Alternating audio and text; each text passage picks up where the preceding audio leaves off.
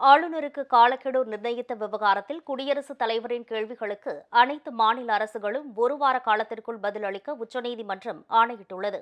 தமிழக சட்டப்பேரவையில் நிறைவேற்றப்பட்ட பல்கலைக்கழகங்கள் தொடர்பான சட்ட முன்வரைவுகளுக்கு ஒப்புதல் அளிக்காமல் ஆளுநர் ஆர் என் ரவி நீண்ட காலம் கிடப்பில் போட்டிருந்தார். இது தொடர்பாக தமிழக அரசு தொடர்ந்த வழக்கில் சட்டப்பேரவையில் நிறைவேற்றி அனுப்பப்படும் சட்ட முன்வரைவுகள் மீது ஆளுநர் ஒரு மாதத்துக்குள்ளும், ஆளுநர் அனுப்பி வைக்கும் முன்வரைவுகள் மீது குடியரசுத் தலைவர் 3 மாதங்களுக்குள்ளும் முடிவெடுக்க வேண்டும் என்று காலக்கெடு நிர்ணயித்தது.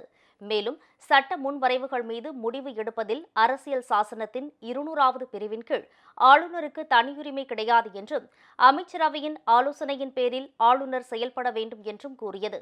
சட்ட முன்வரைவுகள் மீது முடிவு எடுக்க குடியரசுத் தலைவருக்கு உச்சநீதிமன்றம் காலக்கெடு நிர்ணயித்தது இதுவே முதல் முறையாகும்.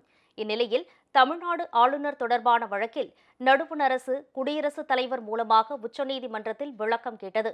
இது தொடர்பாக 14 கேள்விகளை குடியரசுத் தலைவர் வினவியிருந்தார். நடுவண் அரசின் இந்த நடவடிக்கைக்கு பல்வேறு அரசியல் கட்சித் தலைவர்கள் கண்டனம் தெரிவித்தனர். இந்நிலையில் குடியரசுத் தலைவர் விளக்கம் கேட்டது தொடர்பாக உச்சநீதிமன்ற தலைமை நீதிபதி பி.ஆர். கவாய், நீதிபதிகள் சூரியகாந்த், விக்ரம் நாத், பி.எஸ். நரசிம்மா, அதுல் எஸ். சந்துருக்கர் ஆகிய 5 நீதிபதிகள் அடங்கிய அரசியல் சாசனம் இன்று விசாரணை மேற்கொண்டது. அப்போது குடியரசுத் தலைவர் திரௌபதி முர்முவின் கேள்விகளுக்கு அனைத்து மாநில அரசுகளும் ஒரு வார காலத்திற்குள் பதிலளிக்க வேண்டும் என அறிவிக்கை அனுப்ப உச்சநீதிமன்ற தலைமை நீதிபதி அமர்வு ஆணையிட்டது.